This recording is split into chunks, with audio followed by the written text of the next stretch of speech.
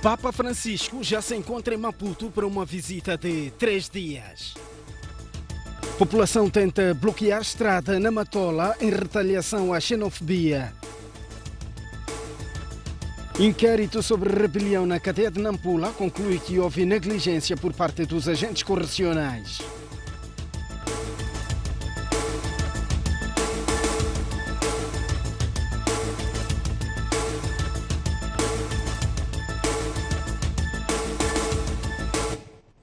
Muito boa noite. Já está em Moçambique o Papa Francisco.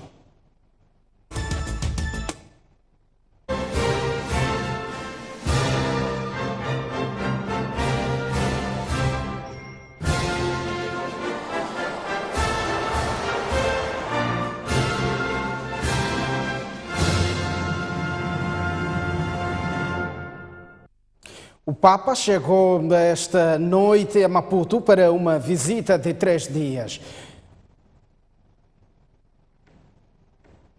O Papa Francisco partiu do aeroporto de Fiumicino, em Roma, capital da Itália, por volta das 8 horas para um périplo por 3 países africanos, nomeadamente Moçambique, Madagascar e Maurícias. O Santo Padre percorreu mais de 7.000 quilómetros, cerca de 10 horas, para chegar à base aérea do Aeroporto Internacional de Maputo. Quando eram 18 horas, já era visível a descida da aeronave papal para a aterragem na capital moçambicana. 8 minutos depois, o avião tocava o solo do aeroporto de Mavalane, marcando assim a segunda viagem de um Papa a Moçambique.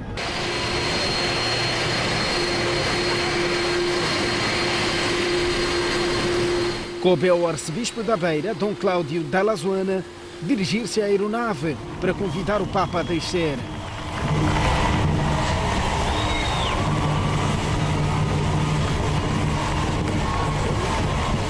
Em solo nacional, o chefe de Estado do Vaticano foi recebido pelo Presidente da República, Filipe Nunes. Seguiu-se todo o protocolo oficial. Recebeu flores oferecidas por crianças. Fez a entoação dos hinos do Vaticano e de Moçambique.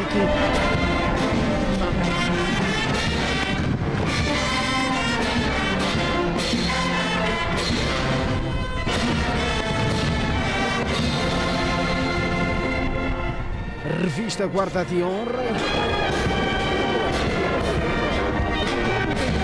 Cumprimentos a diversas personalidades. O Papa acompanhou ainda momentos culturais típicos de Moçambique.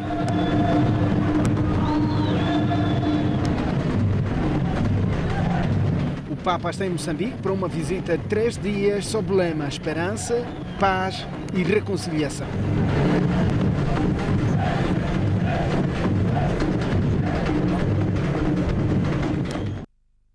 E depois da cerimónia da chegada do Papa Francisco à base aérea do Aeroporto Internacional de Mavalane, o Sumo Pontífice percorreu várias avenidas da cidade de Maputo, rumo à Nunciatura, local onde está ou estará hospedado durante a visita ao país. No percurso, o Santo Padre foi saudado por uma multidão entre crentes e curiosos que não queria perder a oportunidade histórica de o ver. Em cerca de 7 quilómetros, no Papa Móvel, uma viatura concebida para transportar o Papa, Francisco foi saudando as pessoas que encontrava, levantando a sua mão.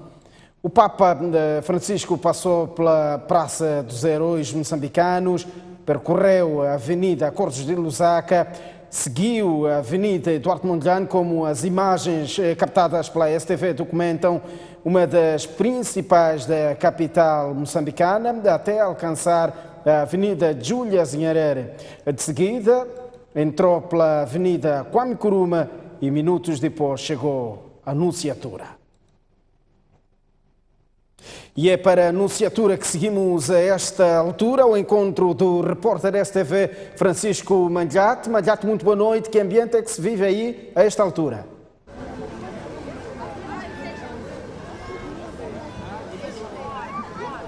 Boa noite, respondemos aqui da Anunciatura Apostólica, local onde o Santo Padre está hospedado, aqui mesmo ao lado da paróquia Santo Antônio da Plana. Ainda há algumas pessoas que estão aqui, que vieram, portanto, ver e receber o Papa Francisco aqui onde ele se encontra hospedado. Estamos aqui agora com um grupo de jovens que estiveram mesmo no interior da Anunciatura Apostólica e foram eles que receberam o Papa lá no interior. Efetivamente. E como é que foi esse momento? Foi altamente emocionante, o Papa entrou com muita emoção, foi recebido triunfalmente, como se merece. O povo de Deus acudiu à recepção do Papa e deu todo o seu empenho, deu todo o seu máximo, com fervor, com fé, para que a sua estadia aqui em Moçambique seja significativa, seja realmente uma transmissão de uma mensagem de paz, reconciliação e esperança que todos anelamos. Ele neste momento está a descansar? Neste momento o Papa está na capela, rezando, dando graças ao Senhor pela viagem, pelo acolhimento, pelo povo de Deus que espera a sua chegada para recebê-lo e ouvir as suas orientações para a nossa vida espiritual e a nossa caminhada política. Muito obrigado. E também temos aqui muita gente que ainda está aqui, portanto, vieram para este local para, portanto, ver o Santo Padre. Temos aqui uma família, estão com crianças também. E como é que foi? Conseguiram ver o Papa? Conseguimos, sim. Foi um momento de muita emoção. Estávamos à espera desde as 17 e conseguimos e seguimos até aqui. A menina veio da escola direto para ver o Papa. Conseguiu ver o Papa? Sim, consegui. E como é que foi? Foi bem e estou muito feliz por ver o Papa. Muito obrigado. Portanto, é assim esta emoção que ainda se vive aqui do lado de fora da Anunciatura Apostólica, local em que o Santo Padre, o Papa Francisco, está hospedado, onde deverá ficar nos próximos dias, enquanto estiver aqui em Moçambique. Francisco Malhata, em direto da Anunciatura, e continuamos a olhar para as incidências da visita do Papa Francisco ao país. Dom Francisco Chimoio e Dom Cláudio da Lazoana, bispos moçambicanos, esperam que a vinda do Papa Francisco consolide a paz, amor e reconciliação no país. Estes dizem ainda que a visita é uma bênção por ser a segunda efetuada por um Papa ao país no intervalo de 31 anos. É um dom na medida em que vem nos fortalecer na nossa fé, vem nos fazer compreender sempre a necessidade de juntos crescermos em união com todos os irmãos de boa vontade. Vem nos dar também a sua mensagem de esperança, de paz e de reconciliação. E de fato nós precisamos de sermos pessoas de esperança, pessoas de paz, pessoas de reconciliação. E o nosso país, nesse contexto, é realmente abençoado, porque não é fácil ter a visita do Santo Padre, depois de 31 anos que tivemos a visita do Santo Padre João Paulo II. Portanto, nós estamos prontos para acolher, prontos também para fazer com que a mensagem que ele nos dará seja realmente uma mensagem que nos cria realmente condições de podermos ser pessoas de esperança, de paz e de reconciliação. Penso que a sua presença e as suas palavras serão uma semente abundante lançada nesta terra que irá dar frutos abundantes no futuro. Ambos são argentinos.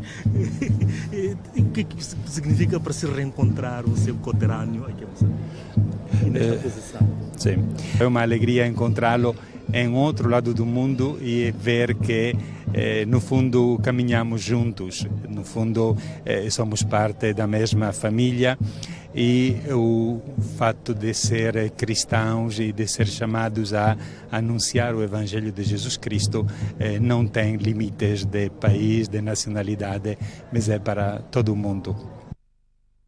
São declarações escolhidas no aeroporto internacional de Mafalane enquanto aguardava-se pela chegada do Papa. Joaquim Chissano e Verónica Macamo consideraram a visita do Papa a Moçambique uma oportunidade para fortalecer a reconciliação nacional. As duas individualidades dizem ser necessário aproveitar a presença do Sumo Pontífice. Quando recebemos uma bênção, nós recebemos lá no nosso interior, não é uma coisa exterior, é uma coisa que deve nos tocar nos corações e ficar conosco. Esta bênção que nos dão, portanto, deve mudar o nosso comportamento e acatarmos esta chamada, este apelo para nós nos ocuparmos do nosso irmão, um do outro. É um apelo que vamos receber. Portanto, aquilo que o Papa João Paulo II chamou de civilização do amor. Então, eu penso que isso vai ser repetido aqui com o nome de reconciliação com aquela mensagem de que a gente tem que se ver por dentro e por fora e abraçarmos-nos dessa maneira. Uma grande bênção no momento tão especial em que nos encontramos, de acarinhar cada vez mais a paz. O Sumo Pontífice vem a Moçambique para efetivamente nos encorajar nos esforços da paz em Moçambique. Portanto, é uma grande bênção, é uma grande dádiva, é sorte de receber o Papa. Portanto, estamos todos satisfeitos. Mas é uma bênção que deve ser acarinhada, não é? Deve ser acarinhada porque efetivamente nós, de há 30 anos para cá, logramos grandes ganhos como país, como nação, mas sobretudo no campo de reconciliação, apesar de solavancos, podemos dizer e dar-nos felizes porque hoje não há outro ar das armas, mas o que se pretende é de facto uma paz efetiva, o que se pretende é a reconciliação, o que se pretende é a harmonia, o que se pretende é a concórdia. Então que cada um de nós faça a sua parte para que este país seja um país de concórdia, de paz, de harmonia. Enfim, um país onde cada um de nós se sente bem. O primeiro-ministro acredita que a visita do Papa vai fortalecer a paz em Moçambique. Já o ministro dos Negócios Estrangeiros e Cooperação considera a visita como o ponto mais alto dos diversos ganhos na diplomacia entre o Vaticano e Moçambique. O Santo Padre vem certamente para fortificar e para abençoar o nosso país, para que o nosso país continue na senda de pacificação, na senda de reconciliação, porque só a paz e a reconciliação é que são os pressupostos fundamentais para que o país possa desenvolver.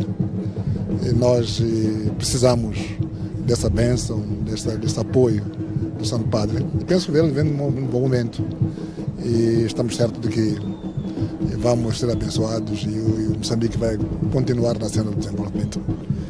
Sob o ponto de vista da diplomacia, estamos perante um momento muito alto de consolidação dos laços de amizade, solidariedade e cooperação bilateral com o Estado do Vaticano, sabendo que a Igreja Católica exerce importantes atividades no nosso país. Para destacar como atividades, o processo de pacificação do nosso país contou muito com a colaboração, apoio e assistência da Igreja Católica e, nesse sentido, faz sentido a visita do Santo Padre ao nosso país. Mais de 600 jornalistas e técnicos de empresas de comunicação já estão acreditados para fazer a cobertura jornalística das atividades do Sumo Pontífice. Em termos de acreditação, temos já produzidos os crachás e toda a logística de acreditação para 184 jornalistas estrangeiros e temos nacionais 435, entre jornalistas e técnicos que estarão integrados na cobertura da visita de Santo Padre. Nós temos vários correspondentes das grandes cadeias de televisão e rádio que estão baseados principalmente na África do Sul, Zimbábue, Namíbia. Temos muitos correspondentes de grandes cadeias de televisão e rádio que estão representados. Temos órgãos de referência na região, jornais, o Sowetan e outros, que também têm acreditação feita para a cobertura do Papa. Temos televisões públicas de praticamente toda a região que estarão aqui para a cobertura do Papa. Então temos uma nata de órgãos de muita grande referência que estarão em Moçambique nesses 3 dias. Está tudo a posto para a recepção do Papa Francisco, que já está em Moçambique e, portanto, várias entidades estão a preparar-se para as atividades que serão encabeçadas pelo Sumo Pontífice.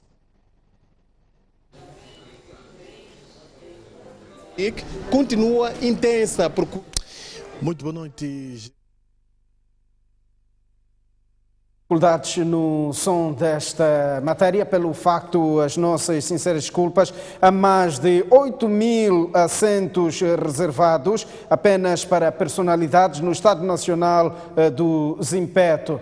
Vamos acompanhar esta matéria dentro de instantes. Por hora vamos ao encontro do repórter STV José Macamo, que se encontra no centro de imprensa. José Macamo, muito boa noite. O que é possível avançar?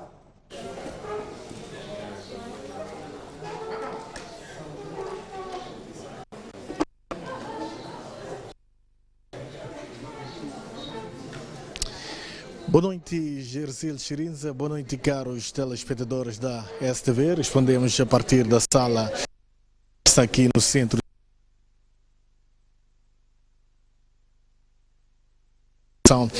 dos vários jornalistas oriundos de todos os cantos do mundo que vieram aqui para acompanhar e fazer a cobertura desta visita papal. É a partir deste ponto onde os jornalistas fazem para as suas redações, e será aqui onde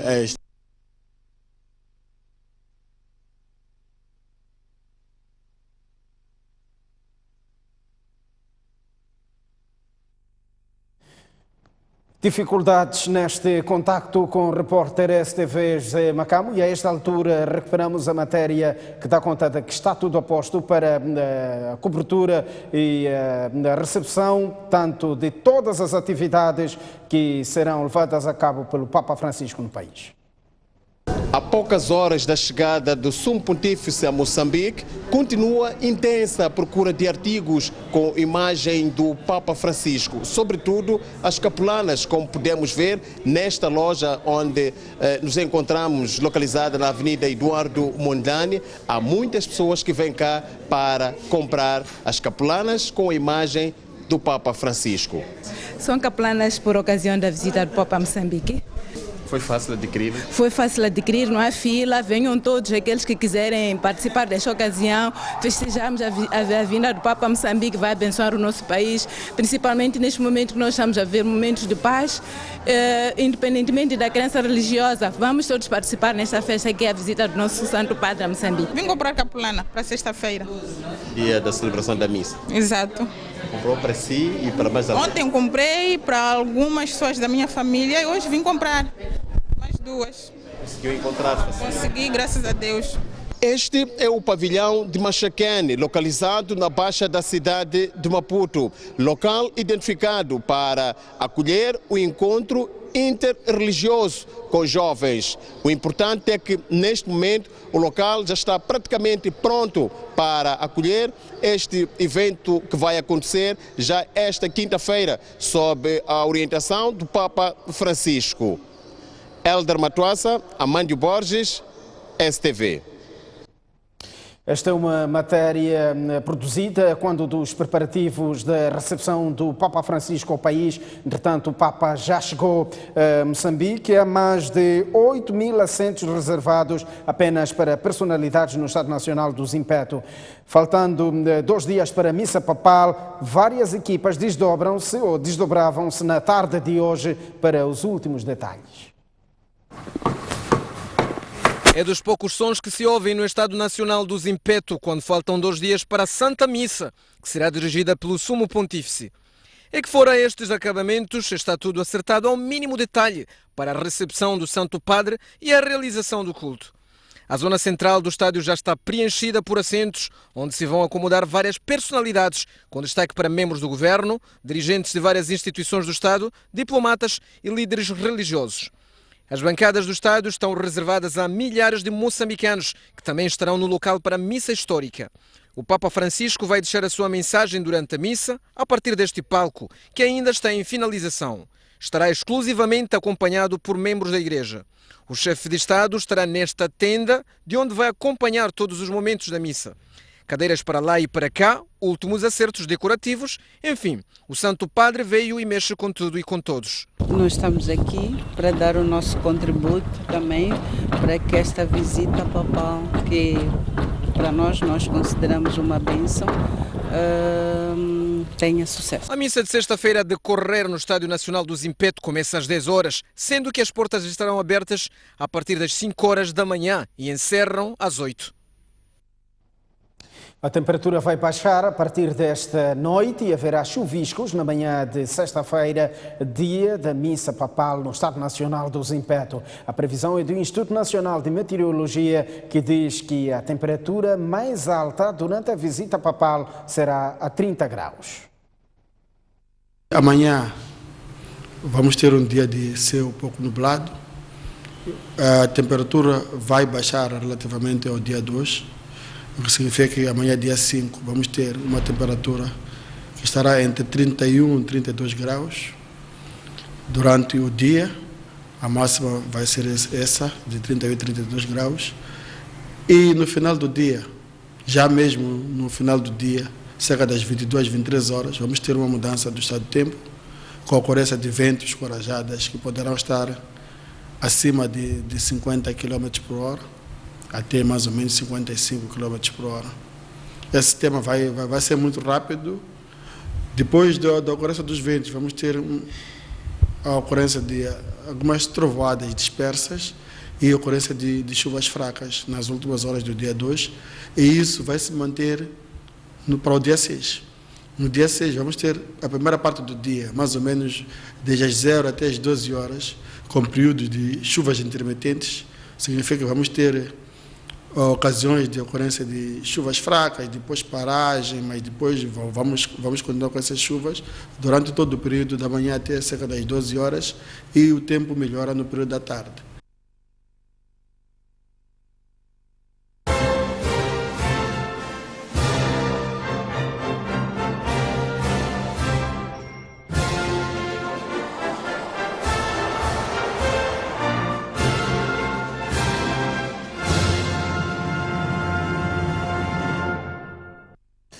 O Jornal da Noite sai a esta altura para uma curta pausa. Voltamos dentro de instantes com mais informação. Até já.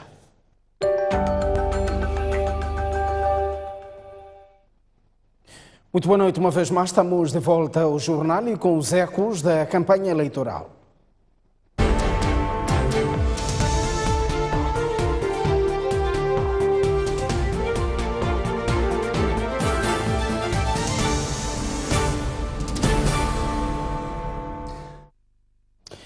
O candidato do MDM, Davis Simango, terminou o seu dia de trabalho de caça ao voto na província da Zambésia. Davis Simango trabalhou no mercado de Alto Molokwe, onde pediu voto à população local. Simango garantiu governação transparente. O candidato do MDM, Davis Simango, escalou o município de Alto Molokwe na entrada do último dia da sua campanha eleitoral na província da Zambésia. Davis Simango prometeu no mercado local à população que esteve no comício por se orientado justiça social, bem como também trazer água, habitação para a juventude e também emprego. Simango voltou a fazer duras críticas contra a atual governação. Para ser candidato a presidente da República. Nós mudamos Moçambique para o cabrito passar a comer capim seco. Queremos furar o bolso naqueles que andam a roubar o dinheiro do povo. O que nós queremos que quem faz negócio tenha a oportunidade de fazer negócio.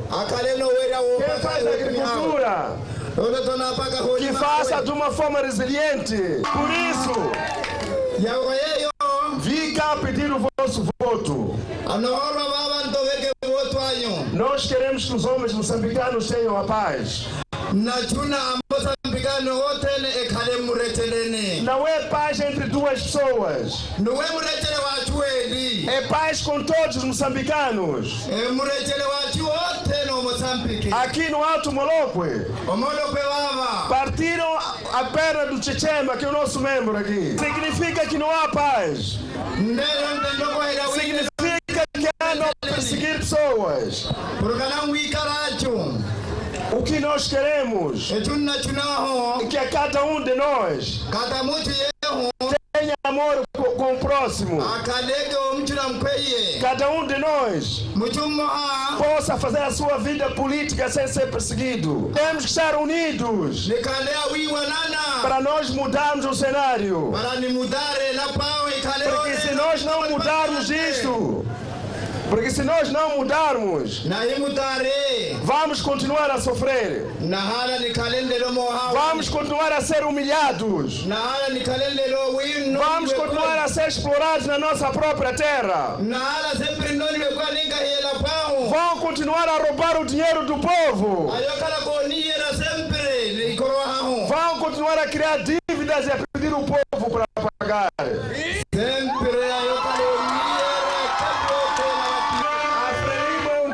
Caducado, vamos deitar fora.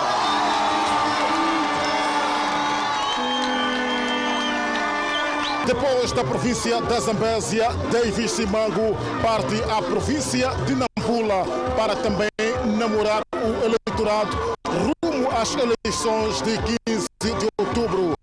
Lembre-se que Davis Simango ficou cerca de 4 dias na Zambésia, onde lançou as suas cartadas para conseguir voto dos moçambicanos nesta região. Voz São Paulo, Jorge Marcos, STV, Zambésia.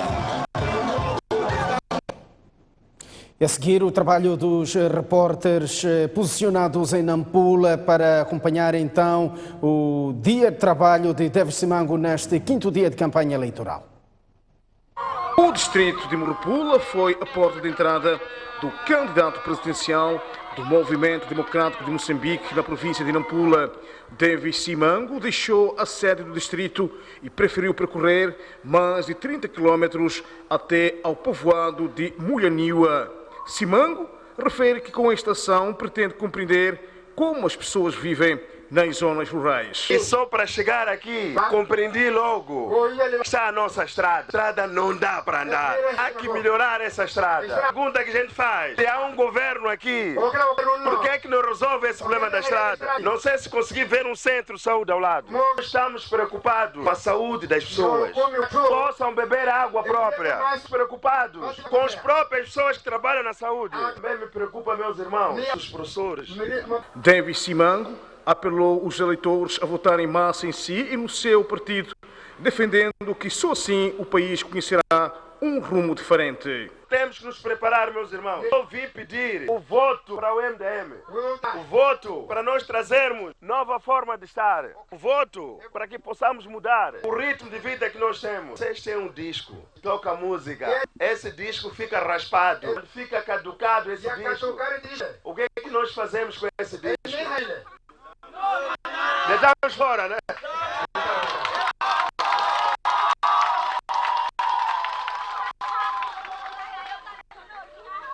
É a altura, meus irmãos, de dizermos basta. Esses que estão a governar o nosso país é um disco caducado. Disco caducado, sai fora. Temos que mobilizar homens, mulheres e jovens. Darmos para todos irmos votar. Ninguém pode ficar em casa. Vamos receber 3 boletins de voto. 3 boletins de voto. 3 boletins. 2 Partidos políticos, símbolos partidos políticos. Que eu vos peço, os dois boletins, os partidos políticos. Não é o galo. Nós vivemos num país em que não há respeito pela dignidade humana. Há pessoas que passam toda a vida a roubar. A nós pagar aquilo que eles roubaram. Nós não podemos pagar uma coisa que não comemos.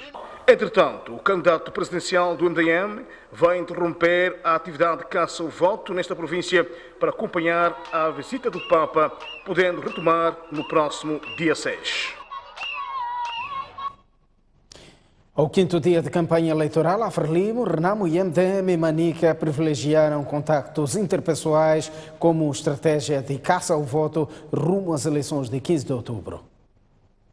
No prosseguimento do quinto dia de campanha eleitoral, o cabeça de lista do MDM Manica, Aroni Musawalho, esteve a pedir votos em Gondola, onde reside a 20 km da cidade de Chimoio.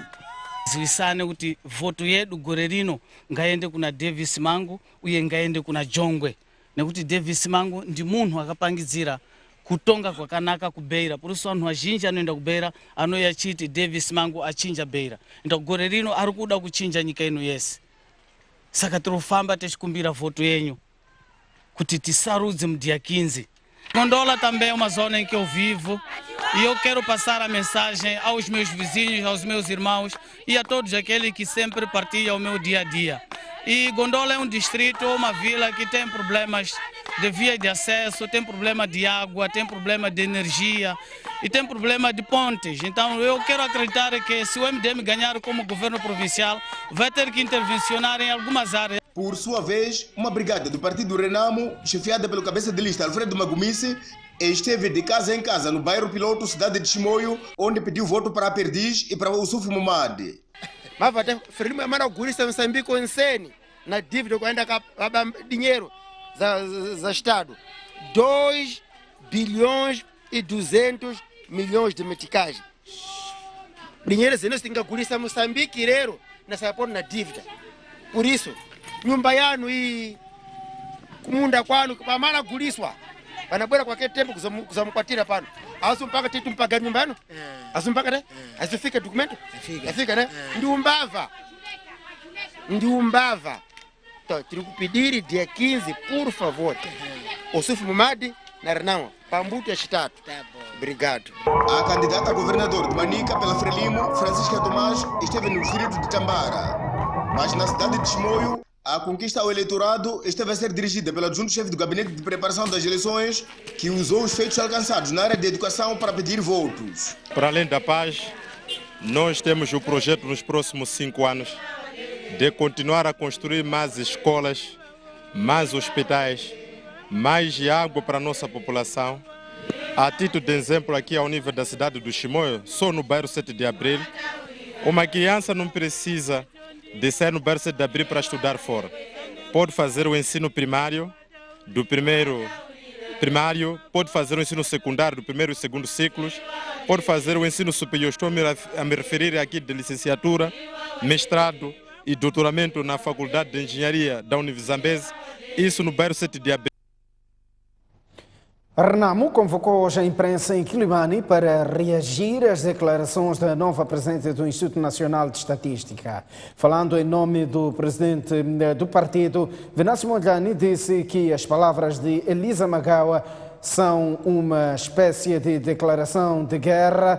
Condiz que o desfecho do processo de esclarecimento dos dados do recenseamento em Gaza só serão conhecidos em dezembro. Ontem recebemos esta notícia bombástica de que o esclarecimento dos dados do recenseamento só serão feitos em dezembro deste ano.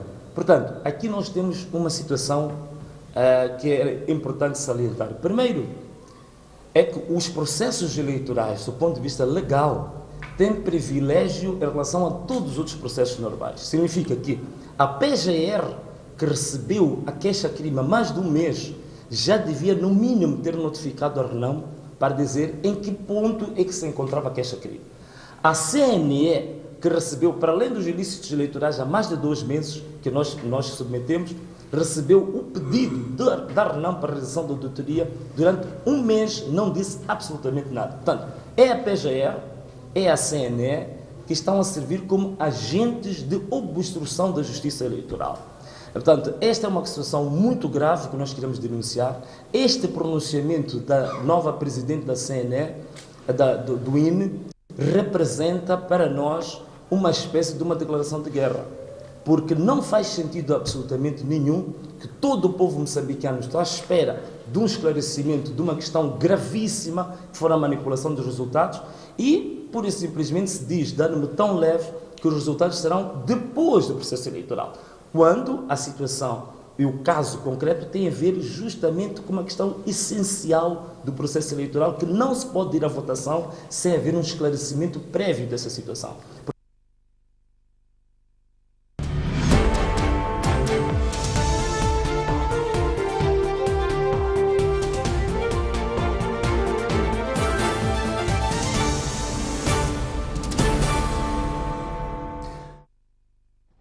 Exames extraordinários voltam a registrar reprovações em massa em quase todo o país. De mais de 10 mil candidatos inscritos, somente 2 mil conseguiram fazer a 12ª classe. Os candidatos reprovados exigem guia de correção. As pautas falam por si e revelam muitas reprovações nas várias disciplinas inscritas, com destaque para os exames de Física e Matemática. Inconformados, os estudantes exigem guia de correção e que o Ministério da Educação e Desenvolvimento Humano volte a utilizar o sistema antigo de correção manual. Me preparei desde o início do ano, estava a me preparar para fazer o exame e vim fazer o exame, saí da sala de exame confiante que eu pudesse ter ali acima de 10. Mas a pauta? A pauta tem 6 valores. Nós, neste momento, o que nós gostaríamos é que o Ministério tentasse arranjar uma outra forma, em vez de usar-se máquinas, que é o que pode ter acontecido, a máquina pode ter falhado. Nós gostaríamos que eles usassem o método antigo, que é cada um dos professores pegar e começar a corrigir. Dados do Ministério da Educação e Desenvolvimento Humano indicam que foram inscritos 10.518 candidatos para 17 mil provas e destes somente 2 mil aprovaram. Para o Diretor Nacional de Exames, Certificação e Equivalências, Feliciano Malampe, a falta de preparação adequada está por detrás destes resultados. Notamos com desagrado que a maioria vem se matricular e fazer esses exames, aliás, vem se inscrever e fazer esse exame sem nenhuma preparação. Por isso que as reprovações são em maior número do que os que se inscreveram. Devo dizer que, por exemplo, em Física, não atingimos 10% de aprovação. A cidade e província de Maputo e Nampula destacam-se como as que tiveram melhores resultados, contrariando as províncias de Inhambane, Niassa e Tete, com resultados extremamente baixos. O governo investiu para estas provas mais ou menos 1 milhão de meticais. Um inquérito levado a cabo pela Procuradoria-Geral da República sobre a rebelião registrada na cadeia de Nampula conclui que os agentes correcionais em serviço não observaram as regras. O inquérito, que decorreu por cerca de 10 dias, foi conduzido por 3 magistrados do Ministério Público com o objetivo de identificar as causas que levaram à ocorrência dos tumultos, verificar o grau de envolvimento dos reclusos e agentes penitenciários. A priori, havia informação dando conta da preparação de uma evasão dos reclusos em massa. Entretanto, foi constatado o seguinte: pelo susto e alguns já motivados, como qualquer recluso, por intenção de evadir-se, aproveitar a oportunidade, alguns desencadearam uma ação de vandalização de algumas partes daquele estabelecimento. Começaram por arremessar pedras, paus e outros objetos contundentes, de onde começou-se a destruir o Departamento de Controle Penal, que é um setor vital do estabelecimento penitenciário. Os agentes correcionais tentaram acalmar os ânimos. A Procuradoria refere terem sido identificados os promotores. Hermínia Gustavo avançou igualmente que não foram seguidos os procedimentos de revista dentro do estabelecimento prisional. Identificados que teriam sido estes a promover estes danos ao património. Quanto a estes, já estão em curso os processos, os devidos processos criminais por dano ao património. Força especial de intervenção penitenciária que se fez ao local, que tinha informação de que estava-se a preparar uma invasão em massa, deveria seguir um protocolo já previsto no Decreto 64/2013. Não foram observadas as regras estabelecidas quanto ao procedimento quando se tem informação de que está em curso uma ação anormal ou de negligência grave destes agentes. O estabelecimento penitenciário Regional Norte alberga cerca de 1.700 reclusos. Agora um olhar à África do Sul. A União Africana e a SADC condenam a violência contra os estrangeiros naquele país. Violência esta que já resultou em 5 mortos e 189 detidos. O presidente da Comissão da União Africana, Moussa Faki Mahamat, condenou os ataques e pediu ao governo sul-africano que adotasse novas medidas de proteção dos imigrantes, bem como responsabilização dos criminosos. A mensagem de reprovação da xenofobia também foi reiterada pela SADC. O presidente sul-africano Cyril Ramaphosa convocou uma reunião de emergência com os ministros com o fim de conter a violência que é considerada uma sabotagem à economia sul-africana. O governo sul-africano acredita que a onda de violência que ocorre em Gauteng, Pretória e Johannesburg foi levada a cabo por grupos criminosos ainda desconhecidos. Entretanto, a polícia reportou 189 detidos, como bem dissemos, das vítimas mortais e dos estrangeiros que tiveram suas lojas pilhadas. Não houve nenhum moçambicano. E em jeito de retaliação contra os ataques xenófobos na África do Sul, algumas pessoas tentaram proibir a circulação de caminhões sul-africanos na Estrada Nacional número 4, no município da Matola. Queimaram pneus e obrigaram alguns camionistas sul-africanos que transportam minérios para o porto de Maputo a recuar. A ação decorreu na manhã desta quarta-feira na N4, concretamente na zona de Machanchweni, no município da Matola.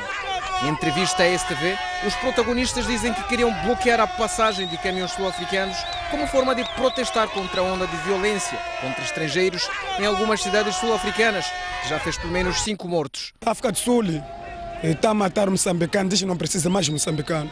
Se sabemos procurar um certo qual é a maldade moçambicano que fez, diz que apanha o trabalho, aqui não mora com nossos familiares, o que é nós? Nós somos já o tanto visto como vocês. Tá bom, pensamos tanto, não roubaste, não é nada. Por que a pessoa vê que está na tua terra, outra coisa, ele manda embora? Vai embora porque já não te quero. Não é matar, não é bater. Educar não é bater. O comando da PRM na província de Maputo teve de intervir para pôr a ordem, destacando para o local um efetivo da polícia. Nós repudiamos com muita veemência e depois de termos sido informados sobre a situação, viemos até este local, removemos as barricadas, tentamos aconselhar aos jovens para se afastarem dessa atitude.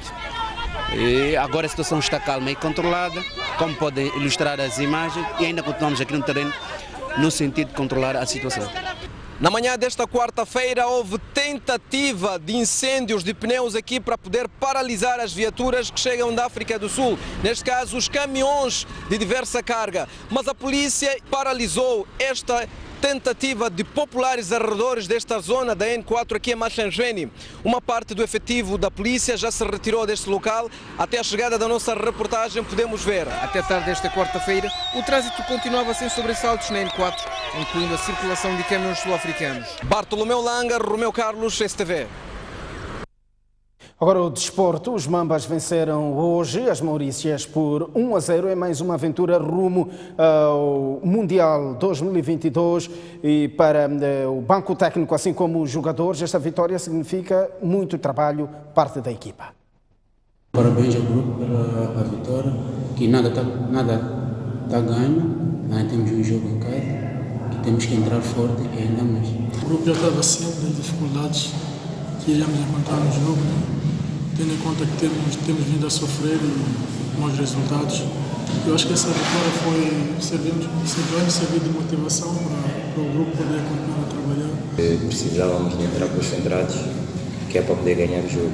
E fizemos o golo muito cedo e jogamos bem na primeira parte e estamos cientes de que o jogo da segunda mão será muito difícil, principalmente porque a Maurícia tem uma boa equipe. Tenho que agradecer aos colegas também, porque não estava só. E o meu colega fez um movimento para ter que tirar um adversário, então veio aquela confiança de que essa bola chutou-se daquela maneira ia estar dentro das redes.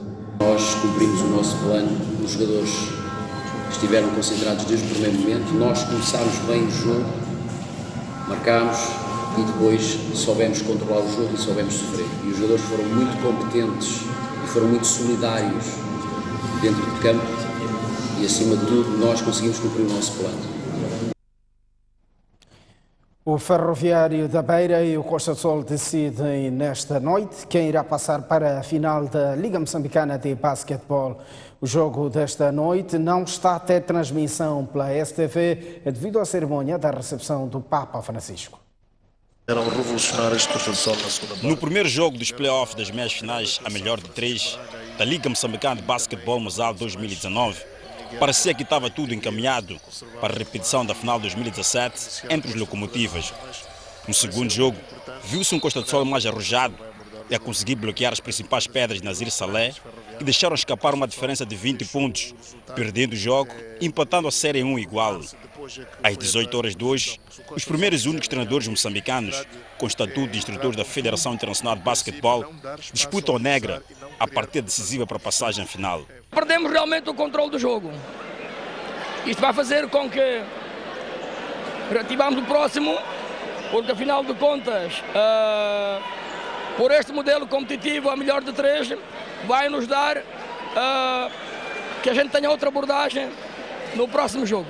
A nossa equipa persistiu e conseguiu ir buscar o resultado. Podia ter sido com homem, foi com zona, mas o que valeu foi a atitude dos jogadores. Miguel Guampe quer deixar o seu nome nas prateleiras nacionais e do clube, porque os canarinhos não chegam a uma final há 18 anos, quando conquistaram o último título na caixinha do fósforo, o pavilhão de esportes da Beira. Estamos à porta de mais um intervalo. O próximo bloco será reservado à análise numa condução do jornalista STV Boaventura Mucipo. Agora o tempo. Amanhã Maputo irá registrar uma máxima de 29 graus e uma mínima de 19. 29 graus de máxima também para Xai-Xai e 18 de mínima. Inhambane terá uma máxima de 27 graus e uma mínima de 17. No centro do país, Tete, 32 de máxima, 21 de mínima, 28 de máxima para Chimoio e 14 de mínima, 28 de máxima na Beira e 19 de mínima, 28 também em Climane e 17 de mínima. No norte do país, 26 graus de máxima para Lixinga e 11 de mínima, Pemba, 28 graus de máxima e 21 de mínima. E finalmente Nampula, 30 graus de máxima e 18 de mínima.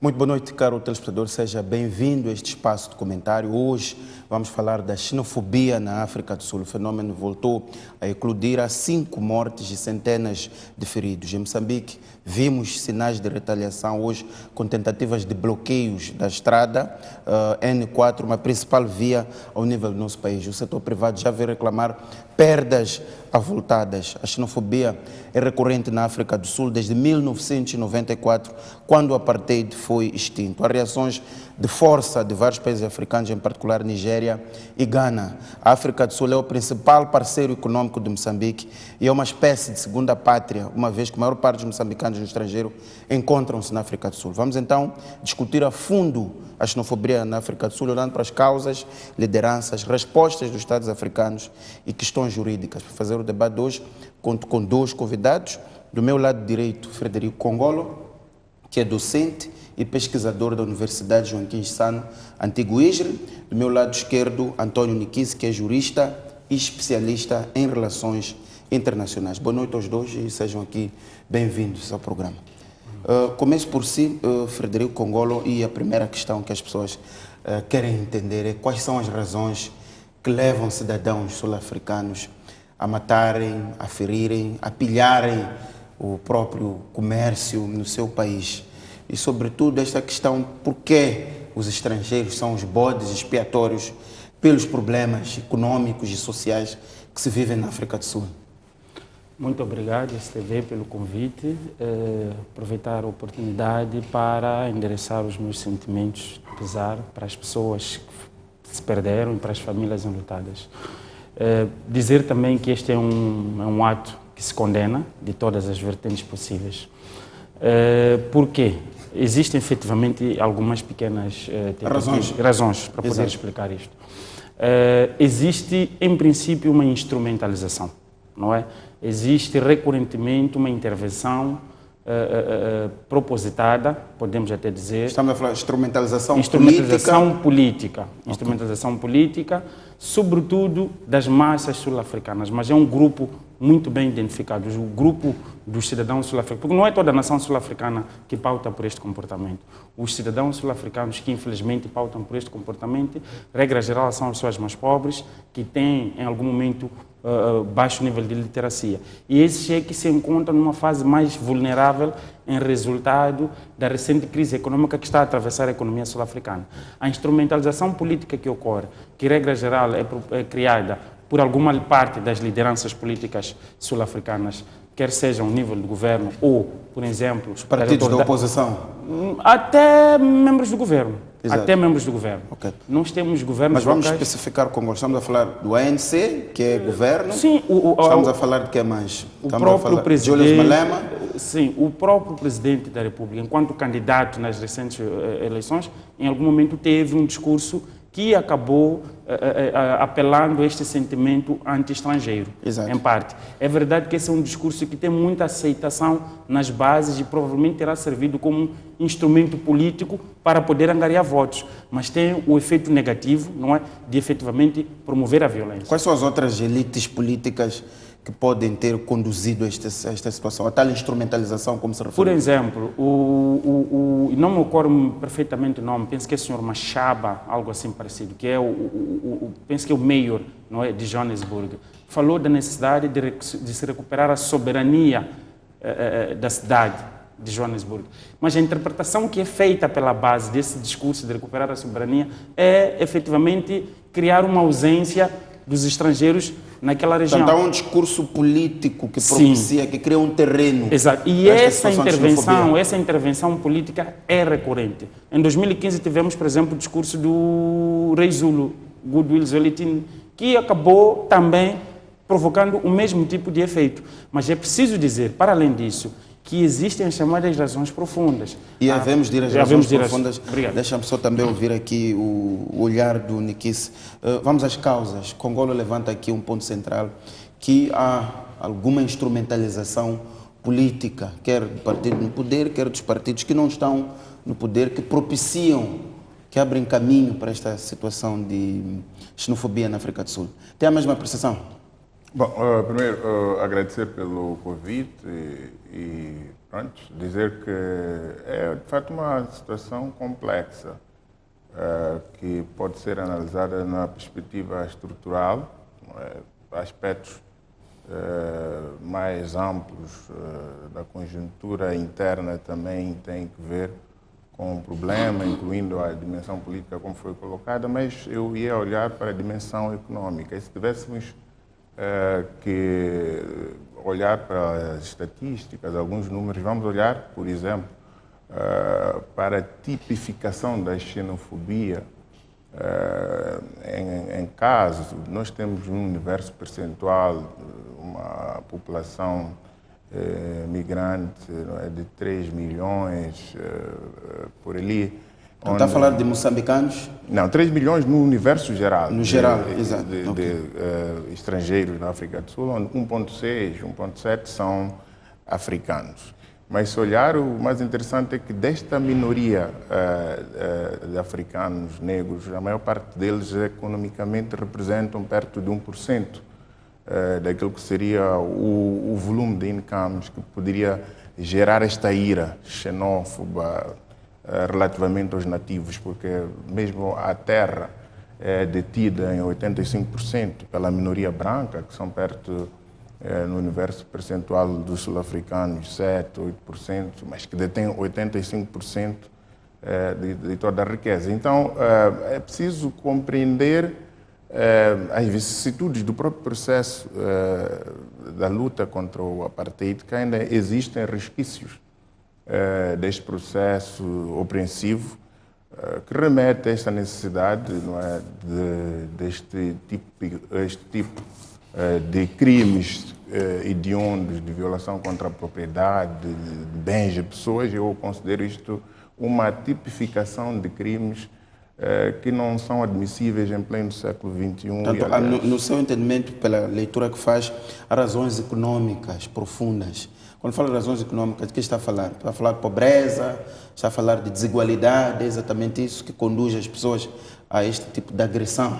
Sim, esta é uma narrativa que é usada e naturalmente que alguns estudos apontam para este prisma, trazendo sobretudo aquilo que são as assimetrias em alguns aglomerados populacionais mais desfavorecidos, em alguns chamados townships, onde ali consegue-se verificar efetivamente este nível de assimetrias entre o pouco poder, chamaria assim de riqueza visível, Exato. Ou aparente riqueza que se pode demonstrar por um bem apetecível por um nativo que é detido por um estrangeiro, e dali esta ira.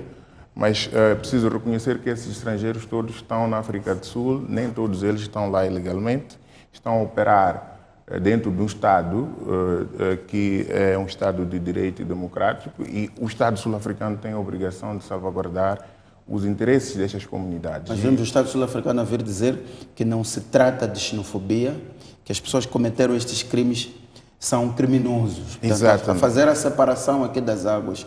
Isto é uma tentativa de o Estado se proteger ou é, de facto, verdade que estas pessoas são criminosas? Qual é a análise que faz?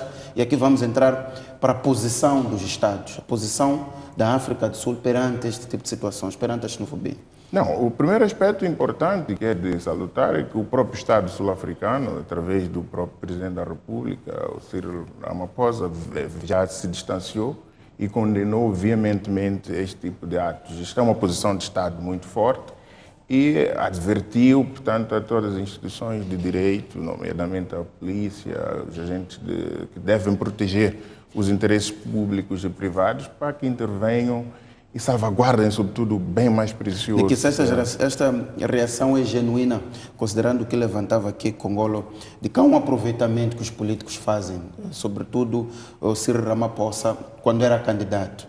Se formos a recuar ao passado, de 1994 a pelo menos 2015, houve, durante todos esses anos, 14 ataques xenófobos. Portanto, isto é recorrente. Quer dizer que não há uma ação enérgica do governo, do Estado, que provoque um recuo neste tipo de situações. A minha questão é esta situação de aproveitamento político, e depois este discurso forte de que são criminosos, de que condenamos, vamos combater, ele vai ao encontro daquilo que nós acompanhamos. Daqui a 6 meses vamos voltar a ter situações de xenofobia, daqui a 1 ano vamos voltar a ter xenofobia. Sim, eu penso que é preciso associar este aspecto à questão da educação e formação, se quisermos também, porque normalmente nestes aglomerados populacionais, nos chamados townships, verifica-se um elevado nível de literacia e isto tem sido um baril, se quisermos, de pólvora para atiçar esta ira contra esta minoria que eu me referi, percentual de 1,6 milhões de africanos, que, se for a ver, no universo da riqueza que a África do Sul, como um gigante africano, não tem uma representação, não tem nenhuma representação. Então, a questão que se coloca é que, se de facto estamos a falar de xenofobia no sentido genuíno do termo, que a aversão, portanto, a estrangeiros, por que esta não se verifica relativamente a esta minoria branca, que na verdade, se o pressuposto é de redistribuição de riqueza, essa minoria branca é quem controla o poder financeiro, exatamente. Muito bem. Congolo escreveu um livro, portanto é coautor, em rigor, de um livro que se chama Os Contornos da Violência Xenófoba na África do Sul e suas implicações para os países vizinhos. Vamos falar das implicações para os países vizinhos, mas também ao nível de todo o continente. Nós já vimos algumas reações de força, a destacar a reação do presidente de Gana, que a África do Sul se está a esquecer do sacrifício que os países vizinhos fizeram para garantir a extinção do apartheid. Portanto, acolheram militantes do ANC, incluindo Moçambique, que foram vítimas de sanções internacionais devido a esta sua posição. Como é que analisa a reação global dos países africanos, países vizinhos, relativamente a esta situação de xenofobia, mas sobretudo este argumento que fica sempre de que há alguma ingratidão por parte da África do Sul quando se tratam destas questões de xenofobia, que já não é 1, 2, 3 casos isolados. São vários casos. Em regra, anualmente, nós temos uma situação de xenofobia. É o seguinte, se nós quisermos primeiro definir o que está a acontecer na África do Sul, pode ser que o conceito como tal de xenofobia não seja recomendável. Por uma razão muito simples. Se for xenofobia, será uma xenofobia seletiva, porque eles não estão a combater a todos os estrangeiros, primeiro. Há um tipo de estrangeiros que, porque estão em melhores condições de vida, são empresários, os ataques não lhes chegam lá. Mas também é preciso referenciar que também há vítimas sul-africanas. Os dados de hoje, pelo menos, indicam que nos ataques do final de semana, 3 das vítimas foram sul-africanos. Dos 5 mortos, 3 são cidadãos sul-africanos.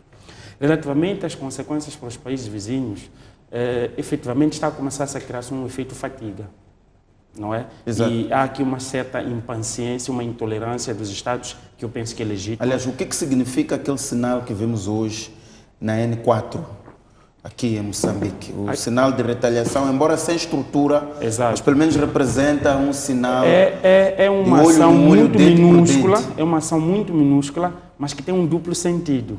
É uma fadiga relativamente à repetição, infelizmente, desses incidentes, mas também é uma fadiga, é uma crítica à resposta do governo nacional. Ou seja, há uma compreensão, uma leitura que as pessoas fazem de que o governo não está a ter a resposta enérgica suficiente.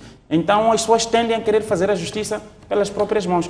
Regra geral, este momento de intervenção individual da sociedade, quando procuramos, ou quando a sociedade procura fazer a justiça pelas próprias mãos, é quando tem a leitura ou a impressão de que as instituições de direito, que deveriam estar a dar a resposta, não estão a conseguir dar uma resposta cabal. Então há esta nova abordagem. Felizmente foram eventos esporádicos. Conseguiu-se controlar? Foi fácil controlar, mas não há certeza de que na eventualidade de uma repetição destes incidentes o cenário será uma resposta esporádica. Então é preciso uma cautela, o Estado tem que perceber que efetivamente há também uma resposta, uma saturação nacional relativamente a este assunto e em algum momento o Estado terá que tomar uma certa postura um pouco mais contundente relativamente a estes incidentes. Eu vou aí à questão, a posição do nosso Estado, que pelo menos publicamente, quer através de palavras ou de comunicado, ainda não se posicionou relativamente a esta situação e considerando sobretudo a situação dos moçambicanos na África do Sul. Primeiro, é o país estrangeiro onde há mais moçambicanos e também sabemos que há muitos moçambicanos em situação vulnerável, que numa situação de xenofobia, eventualmente, na maior parte dos casos, eles são alvos. A posição do nosso governo, no seu ponto de vista, estudante de relações internacionais, ela é a mais acertada para poder travar e proteger os seus cidadãos?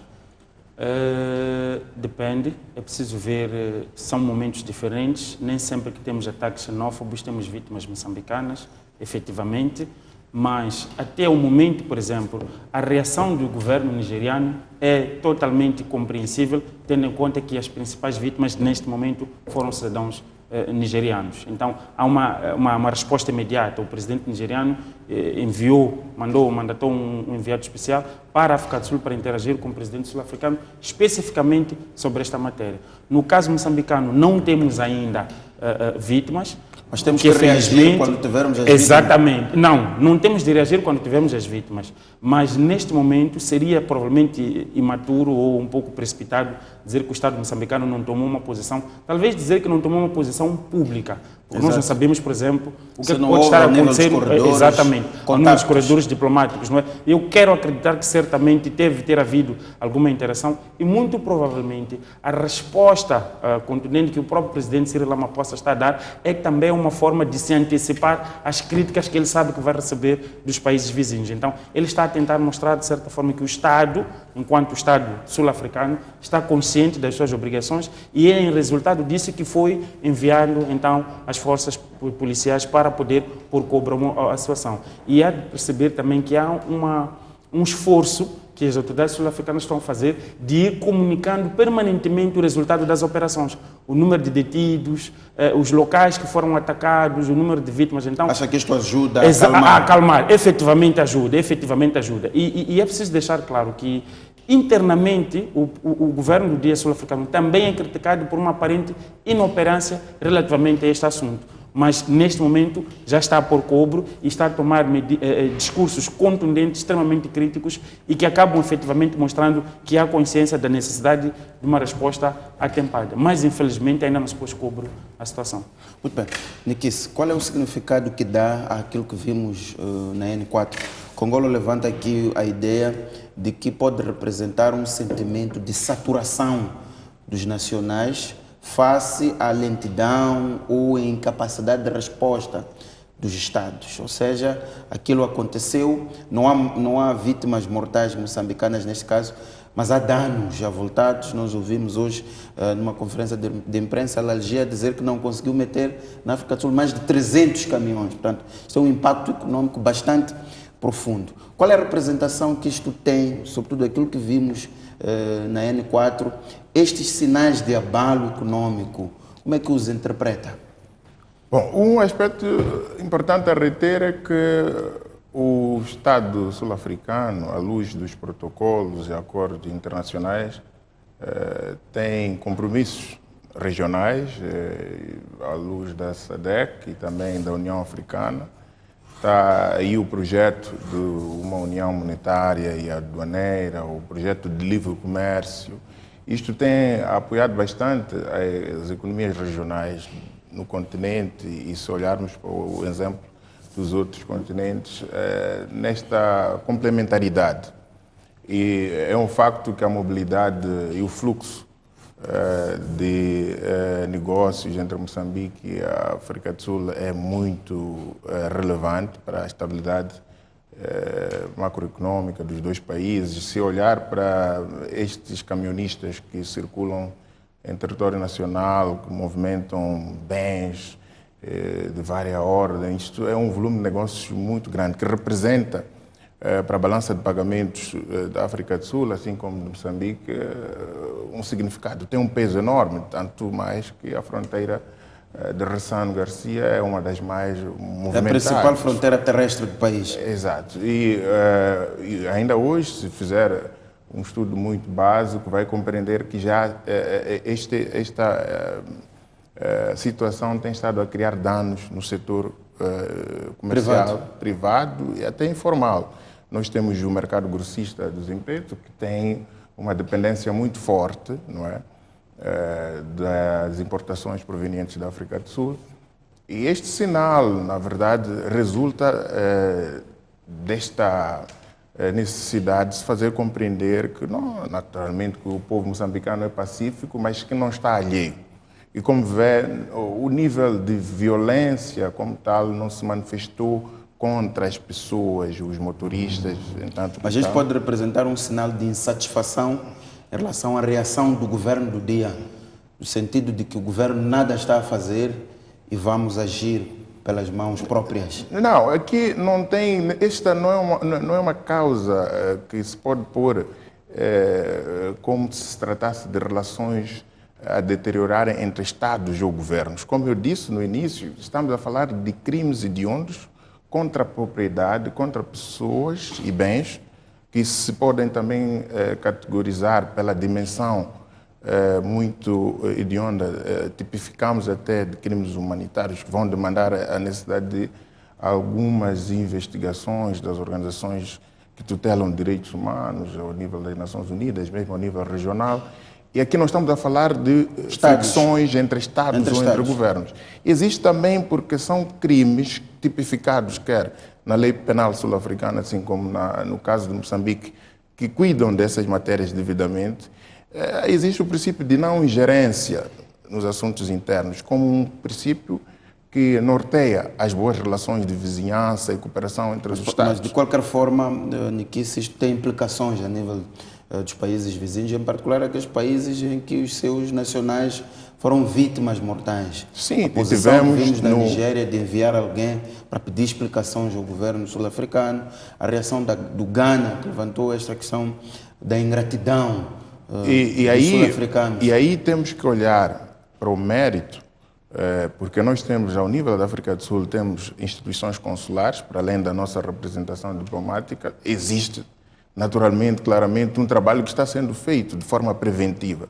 Porque vamos recordar que num futuro muito recente, ou num passado muito recente, nós tivemos esta situação e afetou diretamente a moçambicanos.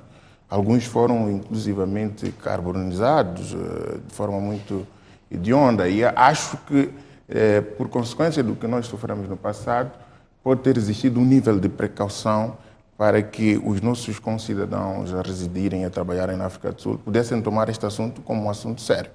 Porque o campo da ocorrência deste tipo de crimes contra a propriedade, como vê pelas imagens que têm passado, não se trata necessariamente de atos de Estado. Aliás, a polícia tem estado a intervir de forma muito pontual e efetivamente prevenir, mas pela força da ira, que visa até pilhar, porque estamos a assistir cenários de pilhagem de bens de privados, são investidores de pequena, média dimensão, e é aquilo que nos faz chamar aqui a colação. No seu entendimento, acha que estes sinais, esta situação, ela não terá implicações graves ao nível da relação entre os países? Não, no caso Nigéria, no caso Ghana, que estão à procura de uma explicação. É preocupação do Estado proteger os seus cidadãos na diáspora.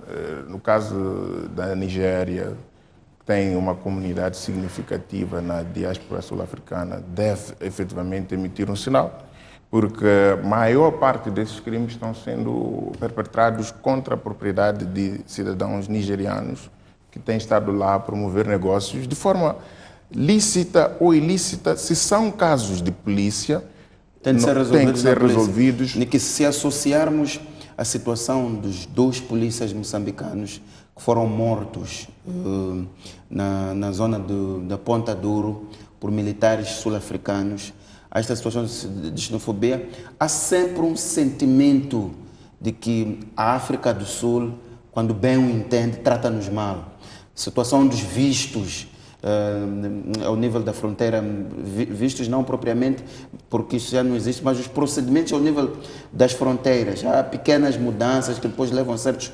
constrangimentos. Há sempre esta ideia de que, em algum momento, a África do Sul trata mal os seus vizinhos. Este é um sentimento que tem de ser levado como problema estrutural ou é uma questão normal que não deve ser considerada como um tema para ser resolvido entre Estados? Não, este é um problema real e eu penso que ao nível das relações bilaterais e daquilo que se chamam comissões mistas entre os 2 países, estes assuntos têm sido devidamente tratados, porque comparativamente nós sabemos que o moçambicano é hospitaleiro e do lado moçambicano, quando os sul-africanos, os outros que vêm para desfrutarem do turismo e das nossas praias ou fazerem negócios, têm sido bem tratados. E nós esperamos sempre que haja esta retribuição pelos países onde temos passado. E, naturalmente, que esta percepção tende a generalizar-se. E eu acho que há necessariamente que se fazer um trabalho do lado do sul-africano, pelas autoridades sul-africanas, para fazer compreender que a África do Sul não é uma ilha, não é? Que temos que desenvolver e sair para além do papel estas boas relações de cooperação e vizinhança que se traduz no relacionamento entre os povos, entre os Estados, incluindo as lideranças políticas. Muito bem. Congolo, eu quero lhe ouvir relativamente às implicações desta situação de xenofobia, mas também do posicionamento da África do Sul relativamente aos vários dossiês da Zona Austral da África e do continente, a forma como os países vizinhos percepcionam a África do Sul. Esta relação sempre de tensão, de desconfiança, que esteve lá sempre presente, o que isso significa e se é realmente um mecanismo da política externa sul-africana? Não diria, não acredito que seja uma ação de Estado, primeiro. Segundo, é preciso termos algum cuidado, que é para não estar a difundir um discurso também de ódio. Quer dizer, não podemos dizer que os moçambicanos acreditam que os sul-africanos podem, quando entender, fazer e desfazer. Não acho que seja por aí. O que existe efetivamente no seio dessas relações, boas relações históricas entre os dois Estados, são alguns incidentes que, infelizmente, tendem a ser recorrentes. Eu penso que a gravidade do problema está na sucessiva repetição. E eu penso que é aí onde a coisa já está a começar a criar... Mas esses incidentes recorrentes, eles não criam uma percepção de animosidade? Criar percepção até podem criar, mas... Senão não teríamos a reação da Nigéria e do Ghana, da boca dos seus próprios presidentes, a dizerem que há ingratidão. São duas coisas diferentes. A reação dos presidentes, primeiro, é em resposta às vidas dos seus concidadãos que foram sacrificadas em resultado dos incidentes. Esse é o primeiro aspecto. Segundo, a componente relacionada com vamos lá dizer, estava a falar aqui da ingratidão, merece um debate. A geração dos sul-africanos que está a fazer cometer este tipo de crimes, não é a mesma geração que recebeu apoio político. São momentos diferentes. Esta geração de sul-africanos não foi à escola, não tem parte dela essa informação de que os países vizinhos efetivamente contribuíram desta ou daquela forma. Não tem. No contexto da globalização, esta geração de sul-africanos é uma geração excluída do próprio processo de desenvolvimento da economia sul-africana, que em resultado da recente crise financeira, que também está a criar uma recessão na própria economia sul-africana, estão numa situação de desemprego. Os números da África do Sul estão a apontar para cerca de 27% a 30% de desempregados. É muito. É um número extremamente elevado. Vamos entrar então para as questões de raiz dentro da África do Sul que provocam esta situação de xenofobia. Que mensagem que os sul-africanos querem passar quando fazem esses ataques às pessoas, aos bens públicos e privados? A ideia de que as grandes promessas feitas pelo ANC, elas nunca foram resolvidas e são a razão disto. O que de facto provoca dentro da África do Sul este tipo de situação? É preciso separar a sociedade sul-africana no geral dos que estão a promover estes atos, porque não é toda a sociedade sul-africana, primeiro. Segundo, se reparar muito bem nas imagens, há de perceber que o interesse estratégico é acesso por via de ação violenta aos bens daquelas pequenas lojas. São pessoas que estão no desespero elas próprias. Então nós dizemos que é poafobia, não é? É o receio de um pobre que não quer o outro pobre porque está a disputar o pouco que lá existe. Esta é uma outra forma de interpretar o que está na África do Sul, porque tacitamente falando, ou literalmente falando, não é xenofobia, não é? Mas é verdade que acaba usando esse pretexto de crítica ao estrangeiro, mas é uma crítica seletiva, porque nós já mostramos aqui que há um conjunto inúmero de estrangeiros que vivem muito bem na África do Sul. Agora, a mensagem, conforme estava a perguntar, a mensagem é dispersa. Há uma insatisfação absoluta com a realidade socioeconômica que se vive na África do Sul. Isso é um facto. Agora, provavelmente, estamos numa situação em que os canais de comunicação entre o governo do dia e uma parte da sua sociedade não estejam a fluir conforme se pretende. E num gesto de rebeldia, não é? Incitam-se estes pequenos incidentes que acabam manchando a imagem do próprio país, porque em parte a sociedade sul-africana que pressiona os seus líderes para resolver o problema de acesso aos meios. E depois temos, por outro lado, os próprios sul-africanos que acabam usando, na verdade, os estrangeiros como um bode expiatório para aquilo que são as suas necessidades. A independência econômica na África do Sul e em muitos países africanos que já têm independência política ainda é uma miragem, não é? E é isso que conduz a este tipo de situações? Agudiza, mas repito, conforme disse no início, sem a instrumentalização a violência não ocorria. Por isso é que ela é seletiva. Então, é preciso adicionar a este desnível econômico, porque nós temos vários países com disparidade econômica, com desigualdades econômicas, e não temos esse tipo de incidente. Exato. Então, é preciso ter em conta que sempre que houver a instrumentalização, o pretexto vai variar. Pode ser étnico, neste caso pode ser nacional, pode ser social, pode ser partidário, pode ser cultural. Então, a instrumentalização, ela é que efetivamente é o verdadeiro estopim das ações. Muito bem. Nikis, quero ouvir também o seu olhar relativamente às razões de fundo dentro da África do Sul. Essa questão que o Congo levanta de que a independência econômica, ela continua a ser um dos principais desafios em países africanos. E é isto que, juntamente com a instrumentalização política, conduz a este tipo de situações de xenofobia. Sim, eu penso que nada justifica a violência. Nós temos que aprender dos processos e da narrativa africana, desde os processos de independência. A violência gera violência e gera, portanto, retrocesso nos processos de desenvolvimento. E neste caso concreto, se nós olharmos para o historial da África do Sul, embora já tenha conseguido a independência política, naturalmente que ainda não conseguiu a independência econômica. E houve várias políticas públicas que foram implementadas para dinamizar, acelerar o processo de desenvolvimento econômico e, inclusivamente, o empowerment, o empoderamento da maioria negra, não é? E houve o Black Empowerment, foi um dos processos, mas o Black Empowerment, enquanto um instrumento de política pública, acabou sendo uma ferramenta que permitiu que alguns pudessem emergir para a posição de CEOs, ou pudessem ter... O próprio Ramaphosa é um dos vencedores, beneficiários. Não resolveu o problema. O problema, portanto, é que eu colocava logo no início, que o problema é estrutural, mas também conjuntural, no sentido de é preciso compreender a África do Sul pós-apartheid, que é uma situação sui generis. Nós temos um país que sai vários longos anos de um regime brutal, racial, onde a situação era praticamente catastrófica. Mas quem foram os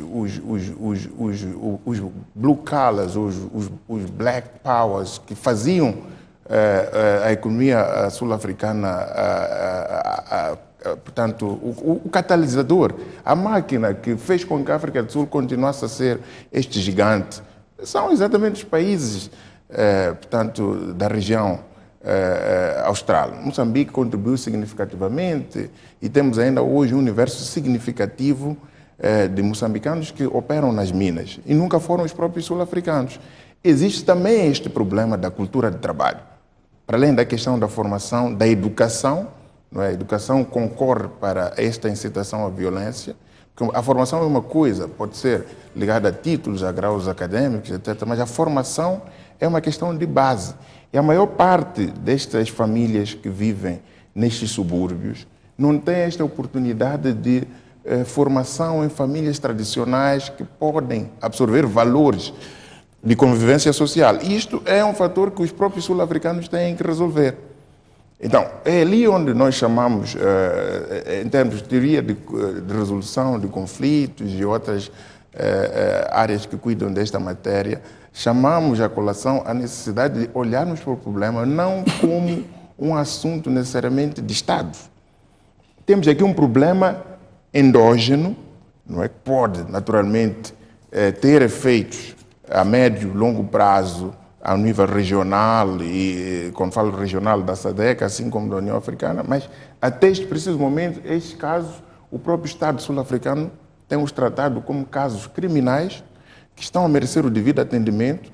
Quando fez menção ao passado recente da xenofobia, que afetou os nossos compatriotas moçambicanos, esses casos foram resolvidos criminalmente. Então, nós não podemos, nem do lado moçambicano, portanto, enaltecermos qualquer ato que tem que ver com a possibilidade de retaliarmos, ou seja, porque não estamos aqui a falar de ações de Estado, estamos a falar de ações que são perpetradas por indivíduos e são ações de natureza criminal que devem ser tratadas como crimes contra a propriedade, contra pessoas e bens, e, nesse sentido, a responsabilização vai ajudar também aquelas comunidades a compreenderem que o crime não compensa, porque o que nós temos estado a assistir é pilhagem de bens, portanto, uma série de atos criminais que não têm necessariamente um impacto, mesmo em termos de rácio econômico. O impacto pode existir agora na balança de pagamentos por causa desta eventual paragem no fluxo comercial, etc. Mas internamente, aquela maioria branca, que são os 85%, vão continuar. Os detentores da economia sul-africana vão continuar, os ricos sul-africanos. E, entretanto, nós, por consequência desta iliteracia, estamos ali a mutilar-nos entre nós e os brancos, como se diz, e se pode observar ali a fartarem-se, portanto, de rirem-se dessa sátira que se pode considerar, se termos em conta que somos uma maioria significativa em termos percentuais. Os sul-africanos são uma maioria de negros que deviam lutar para o desenvolvimento do país, para o desenvolvimento regional e contribuírem para a estabilidade macroeconômica da região austral e do continente no geral. Muito obrigado, António Nuquice. Muito obrigado, Frederico Congolo, por estarem aqui neste espaço comentário e ajudarem-nos a tentar interpretar este fenômeno de xenofobia na África do Sul. Caro telespectador, este espaço comentário termina por aqui. Agradecer pela sua audiência e até a próxima quarta-feira.